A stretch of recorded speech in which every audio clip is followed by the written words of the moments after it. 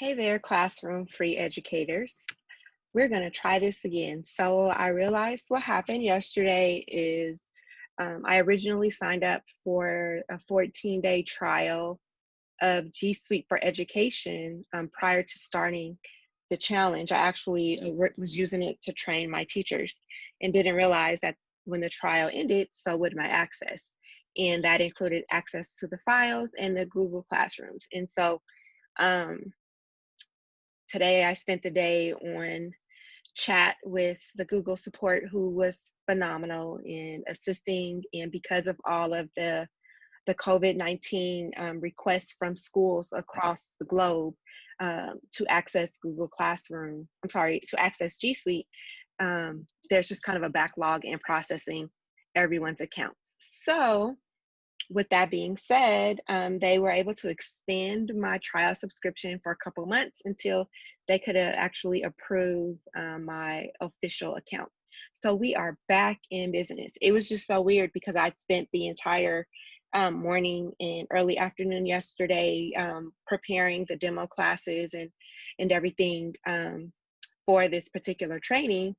And it was just interesting that when I went live is when everything kind of shut down. So no matter the case, we shall press on and let's get back down to business. And so yesterday, what I wanted to do was kind of do a part two of using the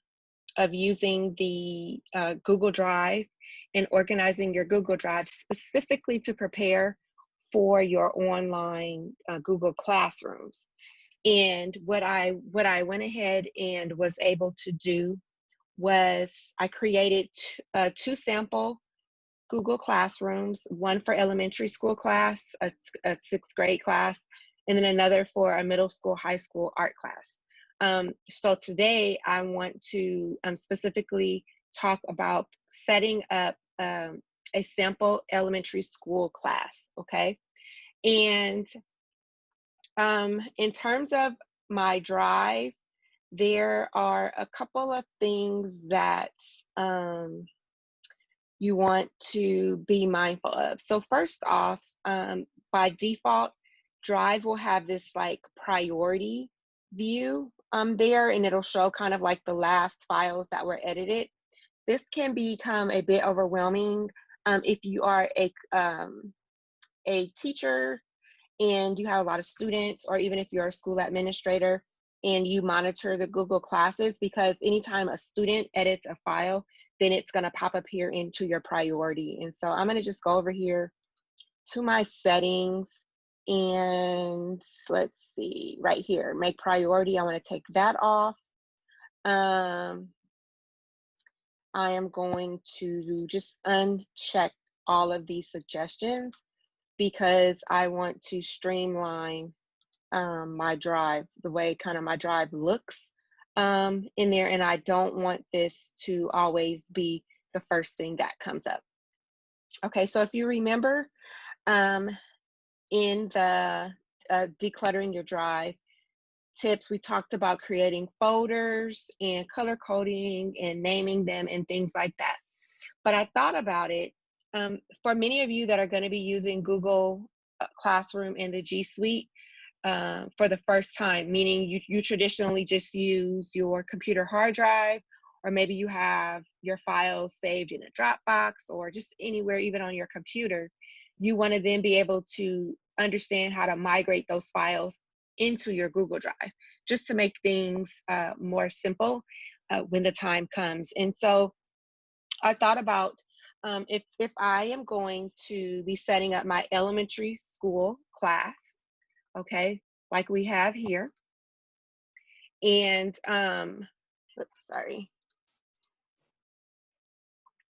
and I'm thinking about how am I going to have my classroom set up? How am I going to have my classroom set up? Oops, so let me log on in here. Okay, now just to kind of walk you through my thought process when I set up my class.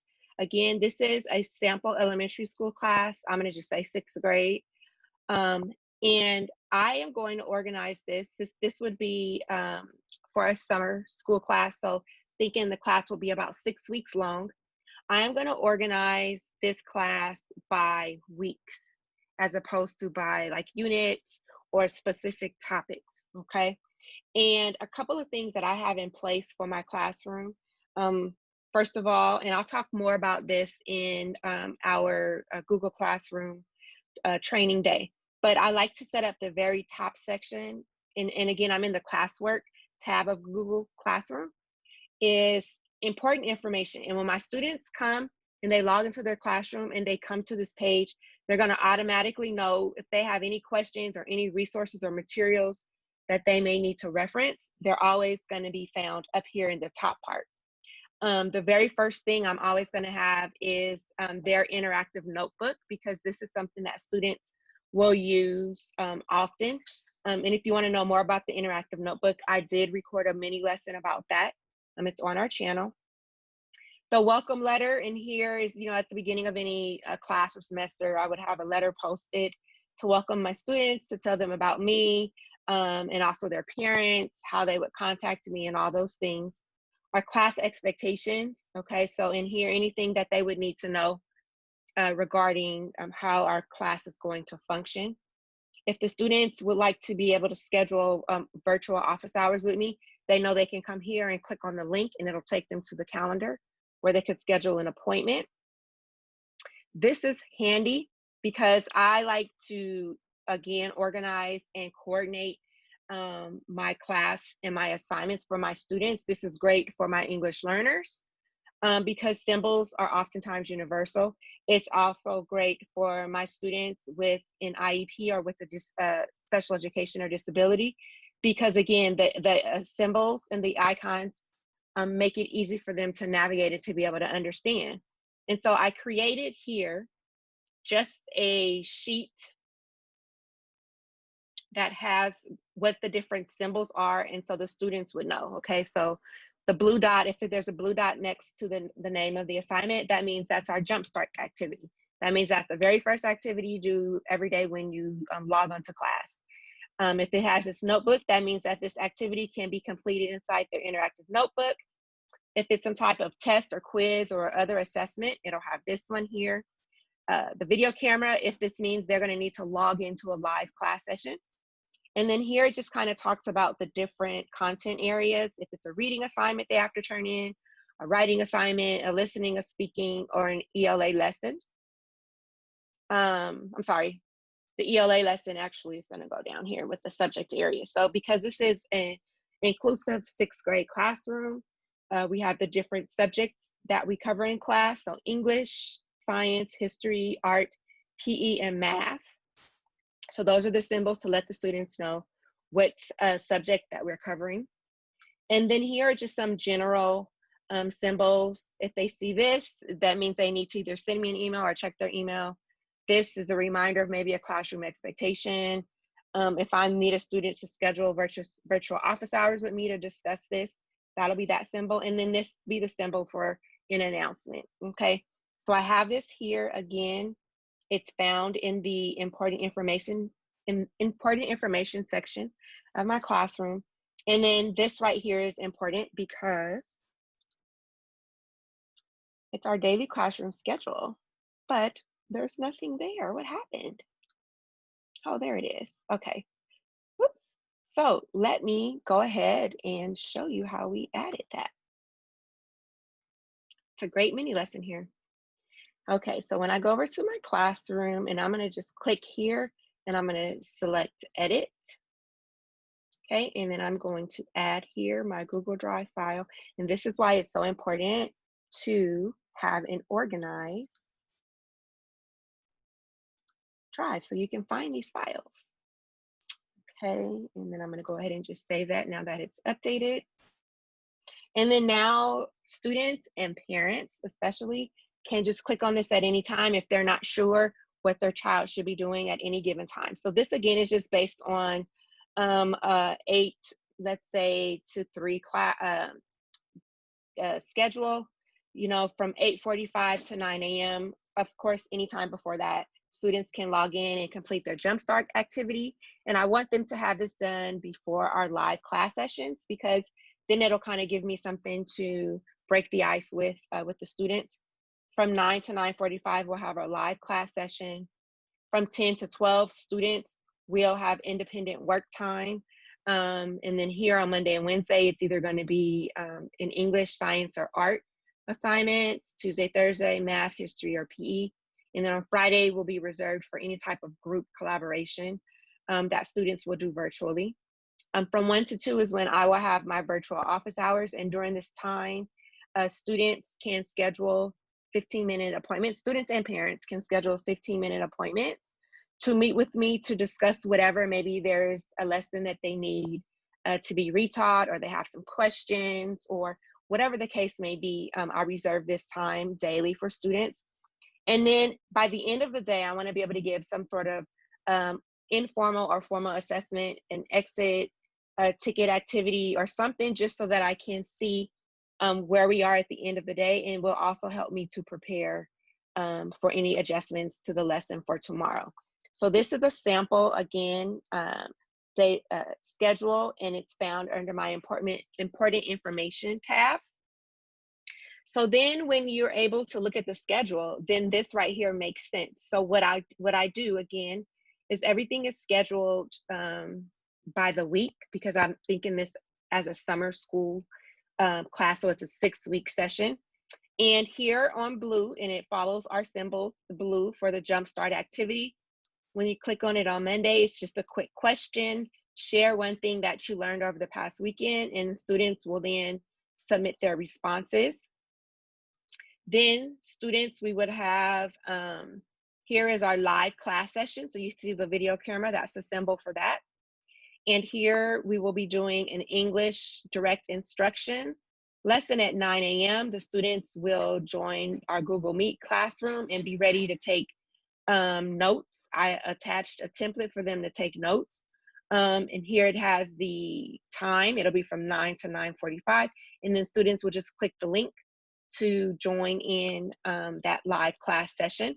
It will be recorded, so that once it's over, I can go back and post the link, just in case any student was not able to be on with the live session, or if students may need to watch the lesson again. Then when we finish that lesson, then the independent work would begin. Students would read this article to prepare for a science experiment. They'd write down any questions that come up as they're reading the article. And then the next activity would be inside their interactive notebook. That's why it has this notebook symbol here, and it's a science lesson. And then the students will then complete this assignment in their interactive notebook. I just put a copy of it here so that they see what it is, and you all can see it's this, right? So then when they go back and they actually log into their interactive notebook, they would open their notebook, and of course their individual notebooks would have their names on it. Then you would see that that assignment is already there, ready for them, and I put in text boxes so that they can type their answers directly in there, and their responses will be saved directly. I also had in here a Cornell Notes template, so students can use it to take notes on whatever it is that they may need to do. And I love the interactive notebook because I can add pages to their notebook as we go along over the course of the class. And I can show you guys how to do that in a different training. So now that you have an idea of how I'm thinking I would set up my sample elementary school 6th grade Google Classroom, now it makes sense as to how I'm going to do my Google Drive. So the first thing I'm going to do is I'm going to create some major categories of folders. And I'm going to just come over here to New, and I'm going to do a new folder. And then I'm going to call this folder Jumpstart Activities. Okay. And then I'm going to do another folder that is going to be for maybe my English, my ELA lessons. Okay. I'm going to create another folder That is going to be for my math lessons. Okay, create new folder. That is going to be for my science. So I'm basically do one for each of my content areas. There's history.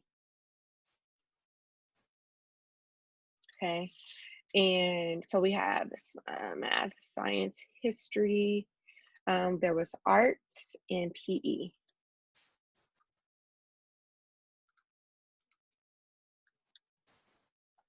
Okay, then I am going to create one for my live session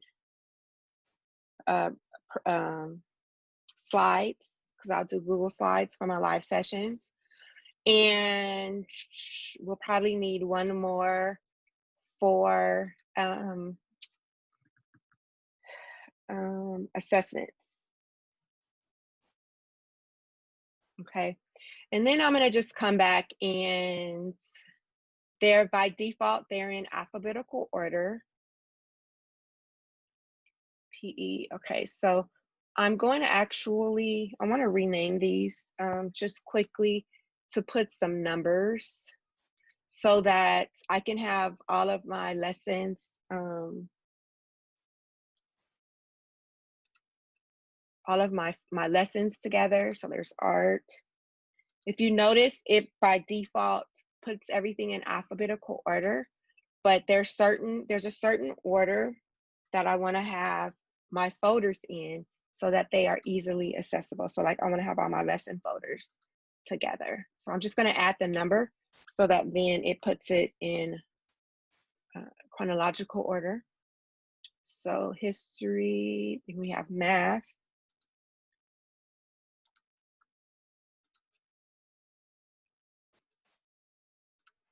Okay, so art, English, history, math, we have PE.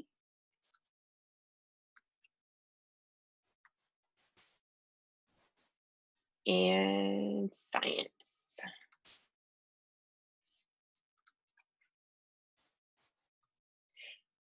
And for those of you that are in the Zoom, if you have any questions, you can go ahead and type it in the chat box and I'll answer your questions. If you're watching this video on a replay, you can type in the comments and I will be sure to respond. Okay, so here are all the content area lessons. Then I'm going to go ahead and I'm going to put my assessments in.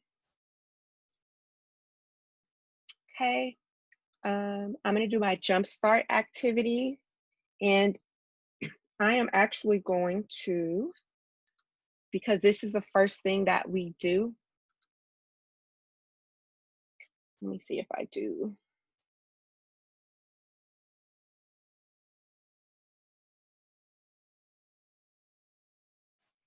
I want that. Okay, no. So we want to do control, rename that. Actually, can I just put, okay, put that there. So we have the jumpstart activities. Then we have, after that, we will have our live session. So I'm going to want to put that after my jumpstart activities. Oops. Let's see.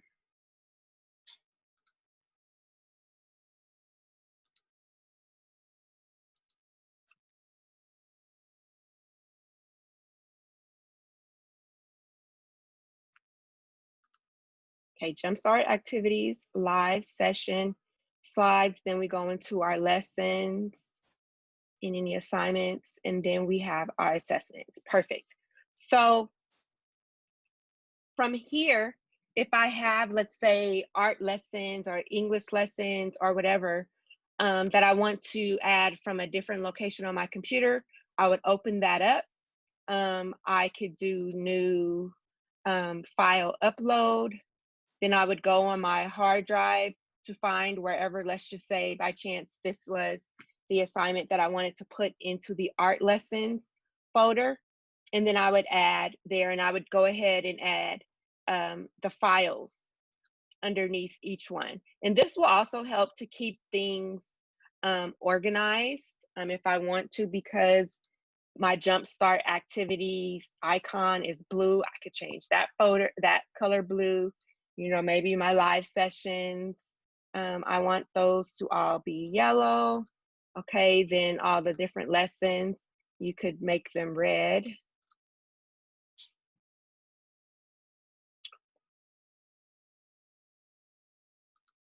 Okay, or if you want to do a different color for each content area, you could do that as well. And then every subfolder, you could do it that way.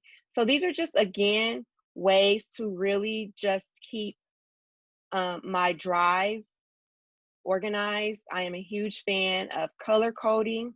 Okay, so now that we're in assessments, we are going to make that one green. Okay, and then my actual Google Classroom folder, that's where all my classroom files are housed. I'm gonna just make that orange. And I wanna make one other folder. And this folder, I want it to be my important information. Okay, and remember that was the very first one at the top of my classroom, the very first section. And I'm gonna just make that, let's make that pink, because that's my favorite color. And like these things that are found, the daily agenda for the classroom, the symbols, the interactive notebook template, I'm gonna just take those 3 and drop them there. Okay, and so now my drive is very organized. It's set up according to the different sections that I have in my classroom. And now even if I'm like surfing the internet, or even if I'm like creating an assignment, for example, in the live session slide. So that session was going to be on, it's an English lesson, and let's say it's going to be on helping verbs. Let's just say that's the title of the lesson that I'm going to deliver for my students. Then I would go ahead and take I'll go ahead and create the slides, the PowerPoint. It's automatically saved. And now this is in my live session. So now when I go here and I have here the live session, English Language Arts, I already have the class video meeting. I have the Cornell Notes template. Let's say I want to add the slides so that students can go back and access them later. So I'm going to go and I'm going to create a new material, because it's not an assignment. This is just a resource for our students to be able to use. So we're going to call this Helping Verbs Live Session. Okay, I'm going to go here because it's already saved in my drive. Click on the Google Drive icon. It shows up right here under Recent. Click that. Okay, and then make sure you come back over here to Topic, and it's going to go under Week 1 because that's the week that we are in. And then I would go ahead and post it. If I go right here to Week 1, it shows up right here. A couple of things that I want to do to edit it. The first thing is I want to add my icons and also the number of the assignment so that my students, we can easily reference it. So all I have to do is go here to edit. And again, I'm just editing that name. And if I want to add that icon, I'm going to look for it on the extension. If you didn't get a chance to watch the day 2 video about Google Chrome and Chrome extensions, here I talk about this icon this extension from Joy Pixels. Okay, and I'm gonna just search video camera. There it is. Okay, I'm gonna put it here. And I think that was assignment number 002. Helping Verbs Live Session. Okay, save it. I mean, if you want to get technical, you can do like number 002A, and then this would be like 002B. The reason why I number everything is because let's say a student has a question about a particular assignment. And a lot of times a student may not be able to articulate which assignment, or if I'm trying to direct them to an appropriate assignment, then all I have to say is go into our Google Classroom, look under week 1, assignment number 002. This is what I'm talking about. So it's kind of giving you like, you're kind of like creating page numbers or a table of contents. That'll be very helpful to reference this information in the future. Also, if a parent has a question about an assignment, then the parent can simply reference, in assignment number 003, we had difficulty understanding what the definition of blah, blah, blah was. So then as a teacher, I know exactly what assignment to go to, I can look at, and then I can provide specific and targeted feedback to that student and that parent. Okay, so I hope that this was helpful. It's kind of like a part 2 of organizing your drive / another sneak peek at the Google Classroom. The other thing that you want to be mindful of is when you click on your class drive folder, you notice here that you're also going to come across any assignment that you give to students. A folder is created for it, and inside that folder will be the assignment for each student enrolled in your class. Okay, so those are the 2 assignments that are posted. These are the templates. You don't touch these. This is what Google Classroom uses. Let's say if you have to add a new student to the classroom, it'll know to come here to get the template to send the assignment to that student. Any files that you upload. So for example, like this one says fun fact. So I actually use this in one of the assignments as an image, okay? And this was the image from that interactive notebook science assignment. So it's gonna save all the images here. What I'm gonna do is I'm gonna just create a new folder, and I'm gonna just call it graphics and clip art. Because otherwise, over the course of the class, you're going to end up with so many of these random files just here. And again, this just helps me keep things neat and organized in there. Okay, so I hope this was helpful. Again, if you have any questions, make sure that you send me an email or post them on the Facebook group. I am going to upload this recording as well, and I will drop the link in the group. The next video that I will be covering will have to do with using Google Docs, Google Slides, Google Sheets, and Google Forms, and creating assignments and activities to place in your classrooms. Okay, so thank you so much for your time. I hope you got something out of this video. And don't forget, if you find it useful, to like and subscribe to the YouTube channel. That way you'll receive notifications whenever a new video is posted, especially when our 10-day challenge is over.